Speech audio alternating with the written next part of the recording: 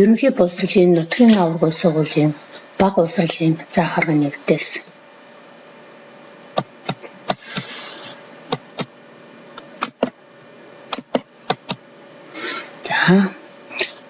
Монгол хэлний хичээл хамар хүрээнд 20 дугаар ангийн сурагчид. За хичээлийн маань зорилго эхийг уншиж агуулгыг ерөнхийд нь ойлгох. Суралцахын зорилт уншсан гэхээр ойлгох, эхээс утгыг нь ойлгох үгийг таних, ялгах, мэдэх. Эхийн агуулгыг харуулсан зургийг зөв дараалалд оруулах. За хүүхдүүд зургийг сайтар ажиглаад чимээг сонсоорой.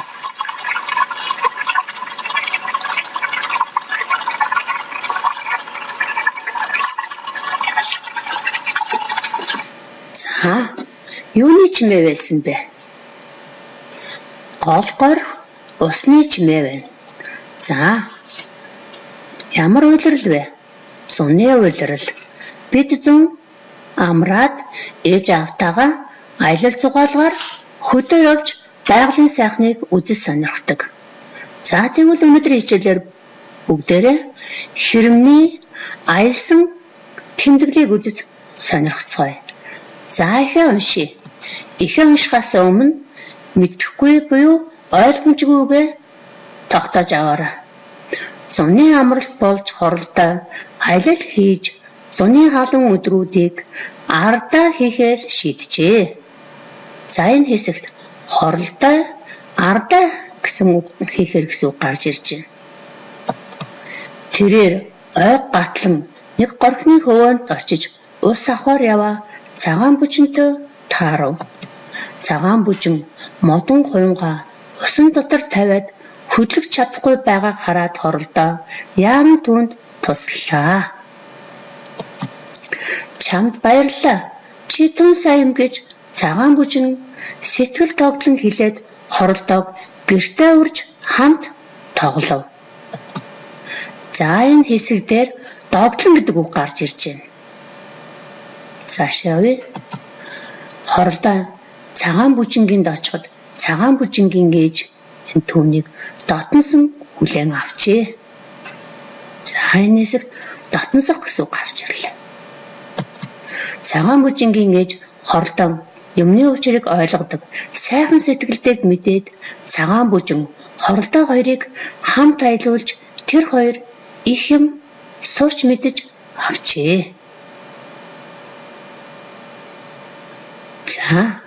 За одоо бүгдээрээ мэдхгүйгийнхаа утгыг тайлбарыг харцгаая. Хоролдоо хэрэмний үр төл ардаа хийх, өнгөрүүлэх, хийж дуусгах, догдлох, баярлах, хөөрөх, дотносох, илүү ойрлох, бие биедээ дасах. За одоо асуулт зохиогоод эхийгээ дахин уншиж ойлгоцгоё. Асуулт 1. Хоролдоо зуны амралтаа яаж өнгөрүүлэхээр шийдсэн бэ? За эхийгээ санаарай. Эхийгээ дахин саная. Хоролдоо зуны амралтаа аялал хийж өнгөрүүлэхээр шийдсэн.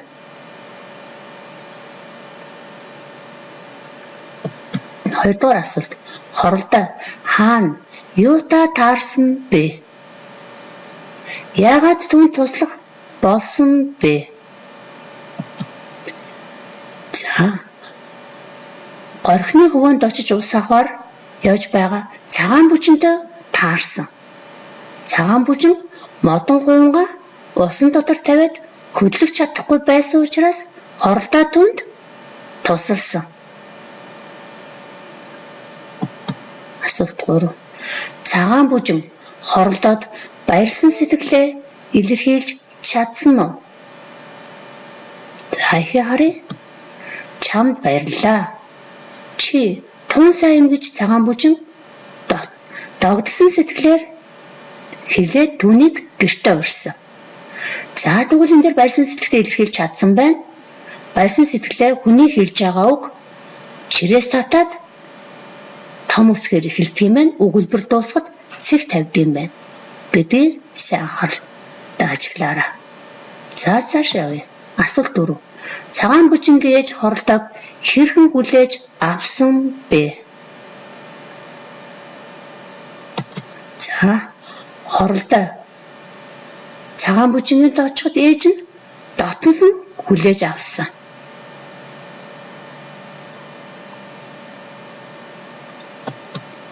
За асуулт 5.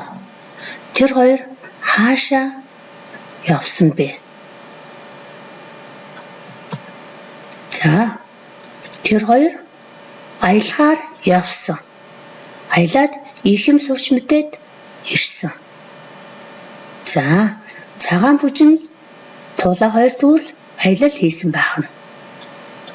За ихээ утгыг дахиж сайн ойлгохын тулд бүгдээрээ ихээ дахиж уншаад зурагтаа тохируулъя. Зуны амралт болж хоролдоо аялал хийж зуны халуун өдрүүдийг ардаа хийхээр шийджээ. За хоролдоо маань аялал хийхээр шийдээд замдаа гараад явж байна.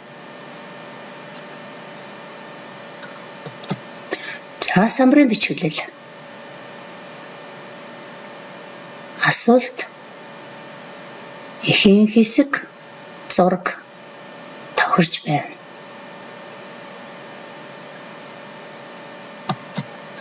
Тэрээр ойг гатлан нэгэн горхны хөвөнд очиж ус авахар яваа.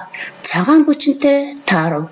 Цагаан бүжин модон гунгаа усан дотор тавиад хөдлөж чадахгүй байгааг хараад хоролдоо яаран түнд туслалаа. За тэгвэл түүний хувинг голоос авч өгсөн байх нь шүү дээ. За хувинг тавсан авч өгсөн байна. За самбарын бичгэлээ. Асуулт маань эхийн хэсэгтээ тохирч байна. Зураг маань мөн тохирч байна.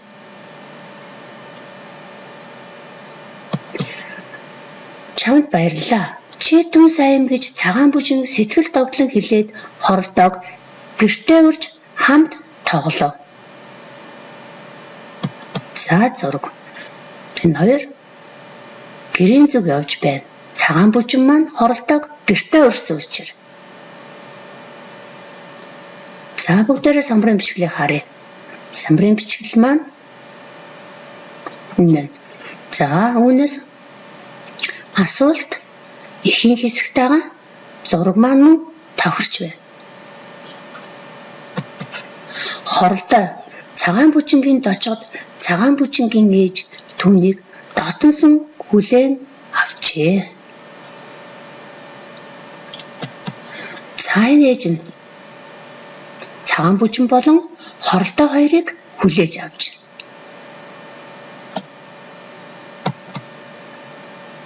За самбарын бичглийг харахад асуулт маань эхийн хэсэгтээ тохирч байна. Мөн зураг маань тохирч байна. Цагаан бүжингийн ээж хоролдон юмны учрыг ойлгодог. Сайхан сэтгэлтэйг мэдээд цагаан бүжин хоролдоо хоёрыг хамт аялуулж тэр хоёр их юм сурч мэдэж авчээ.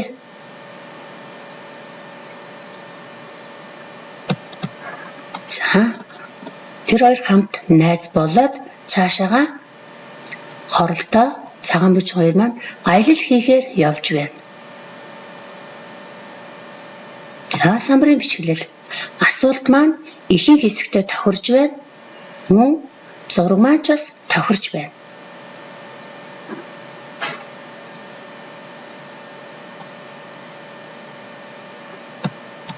За хүүхдүүдэд би дааж гүйцэтгээрэй. Хоролдоо бүжин хоёрын нэрийг хүүхдийн нэрээр сольж уншаад ээжийн тухай өгүүлсэн хэсгийг хуулан бичээрэй.